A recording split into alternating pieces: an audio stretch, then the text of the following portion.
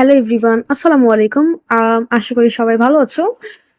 আমি ঈদের ছুটিতে ম্যানেজমেন্ট ফার্স্ট পেপারের পার্ট 1 নিয়ে এসেছি। আমি অ্যাকচুয়ালি অনেকের রিকোয়েস্টে নিয়ে আসছি।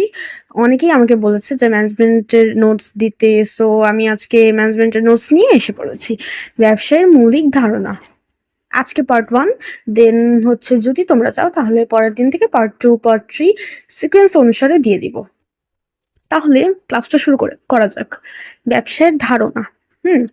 ইংরেজি বিজনেস শব্দের আবিধানিক অর্থ হলো যে কোনো কাজে ব্যস্ত থাকা। নর্মালি এটা এমসিকিউর জন্য মোস্ট ইম্পর্টেন্ট। সিকিউতে এটা কোনো কাজে লাগবে না। এই লাইনটা এমসিকিউর জন্য মোস্ট মোস্ট মোস্ট ইম্পর্টেন্ট আসতে পারে এমসিকিউতে।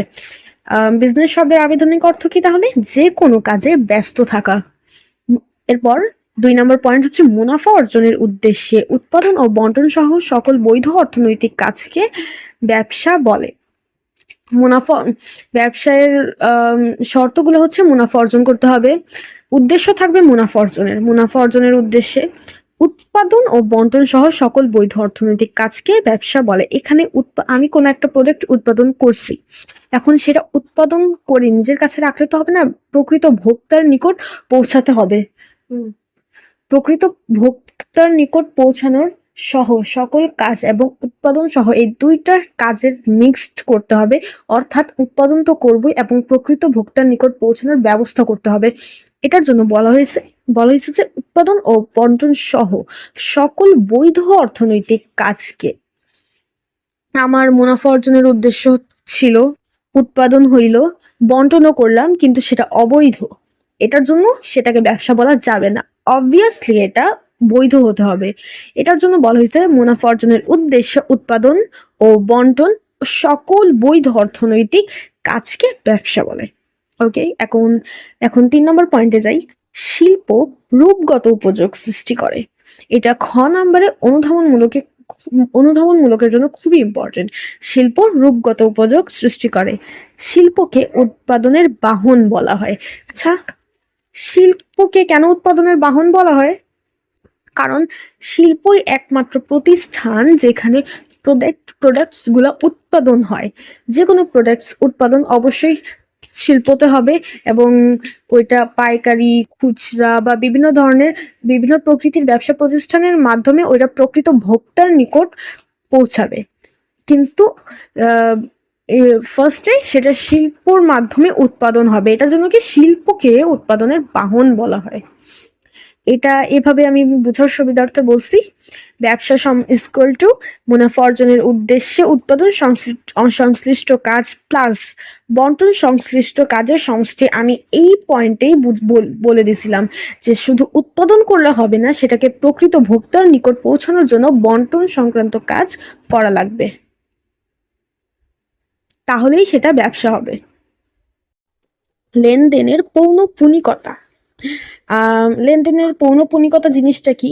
আমি বারবার পণ্য ক্রয় করব, বারবার বিক্রয় করব। যদি আমি আমার বাসার কোনো আসবাবপত্রকে বিক্রয়ের উদ্দেশ্যে ক্রেতা দেখলাম, এই ক্ষেত্রে আমি আমার আমি ব্যবসায়েরই ধরলাম, বাসাটা বাদ দিলাম, ব্যবসায়টাই ধরলাম। ব্যবসায়ের কোনো আসবাবপত্র বিক্রয়ের জন্য কাস্টমার কালেক্ট করলাম, কিন্তু ওইটা কিন্তু আমি আমার ব্যবসায়ের আসবাবপত্র কিন্তু বারবার বিক্রয় করব না বা বারবার ক্রয় করব না। ওকে, এটা একটা বছরের মধ্যে বারবার কিন্তু ক্রয় বিক্রয় হবে না আমার ব্যবসার জন্য। সো এটাকে আমি লেনদেনের পৌনঃপুনিকতা বলতে পারবো না। যদি এটা পণ্যের মতো হয় বা একটা ব্যবসাতে 1 বছরের মধ্যে আমি অনেকবার লেনদেন করলাম বা অনেকবার ক্রয় করলাম, অনেকবার বিক্রয় করলাম এবং সেটা মুনাফা অর্জনের উদ্দেশ্য হলো, তাহলে এটা লেনদেনের পৌনঃপুনিকতা এবং ব্যবসা বলে গণ্য হবে। অর্থাৎ লেনদেনের পৌনঃপুনিকতার শর্ত হচ্ছে বারবার পণ্য ক্রয় করতে হবে এবং বারবার পণ্য বিক্রয় করতে হবে মুনাফা অর্জনের উদ্দেশ্যে, এবং সেটা আইনগত বৈধতা। অবশ্যই আমি যেই প্রোডাক্টস নিয়েই ব্যবসা করব না কেন, অবশ্যই সেটা বৈধ হতে হবে, আইন অনুযায়ী বৈধ হতে হবে। অবৈধ কোনো প্রোডাক্টস নিয়ে আমি ব্যবসা করতে পারবো না। স্বাধীন পেশা বা বৃত্তি। আমি যদি নর্মালি কোনো একটা জবে যাই, সেখানে কিন্তু আমি আমার স্বাধীনতা পাবো না। সেখানে আমার শরীর আমি অসুস্থ থাকলেও আমাকে জবে যেতে হবে। দেন হচ্ছে আম আমি অসুস্থ থাকলেও আমাকে আমার কাজগুলো কমপ্লিট করতে হবে, বা আমি নিজের মতো কোনো ধরনের কোনো ওয়ার্কস করতে পারবো না। কিন্তু ব্যবসাতে আমি নিজের এটার জন্য আমি ব্যবসাকে কিভাবে হ্যান্ডেল করব, কিভাবে লাভ লোকসান কি অনুযায়ী বন্টন করব, কি পরিমাণ ঝুঁকি নিব, এটা টোটালি ডিপেন্ড করে এটা আমার নিজের উপর। এটার জন্য ব্যবসাকে স্বাধীন পেশা বা বৃত্তি বলা হয়। উপযোগ ও সম্পদ সৃষ্টি।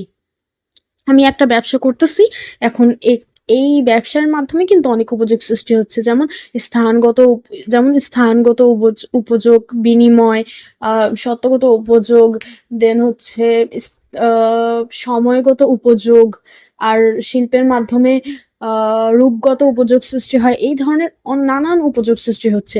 দেন হচ্ছে সম্পদ সৃষ্টি। আমি যে উৎপাদন করছি পণ্য, তো এখানে এক একটা পণ্য উৎপাদন হচ্ছে, বিভিন্ন ধরনের পণ্য উৎপাদন হচ্ছে।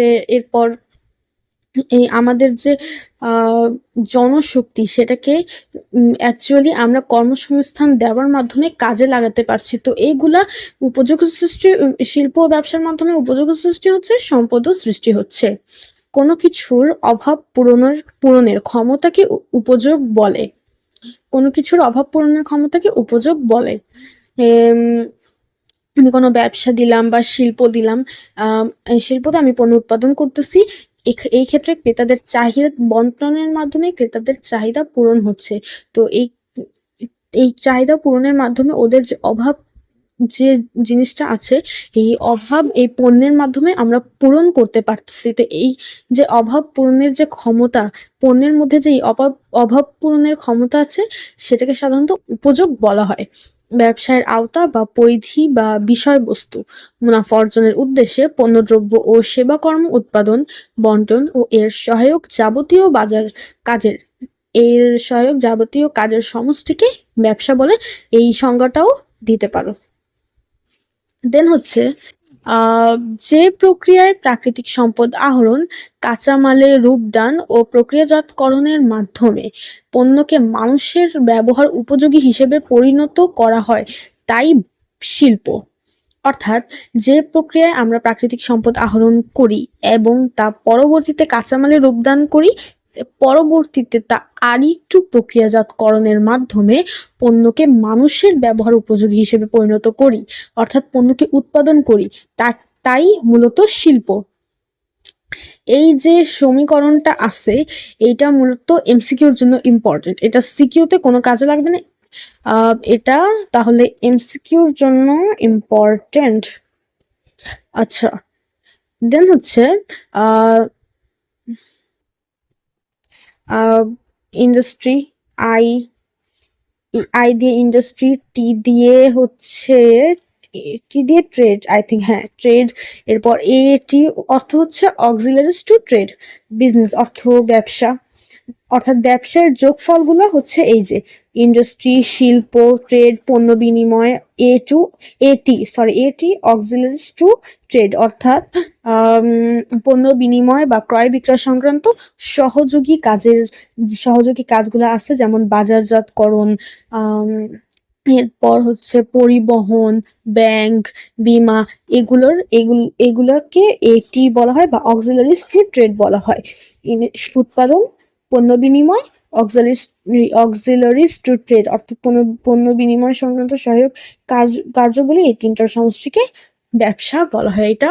এই সমীকরণটা এমসিকিউর জন্য ইম্পর্টেন্ট। ওকে, দেন হচ্ছে ব্যবসায়ের এই সমীকরণটা পার্ট 2-তে আশা করি পেয়ে যাবা তোমরা সবাই।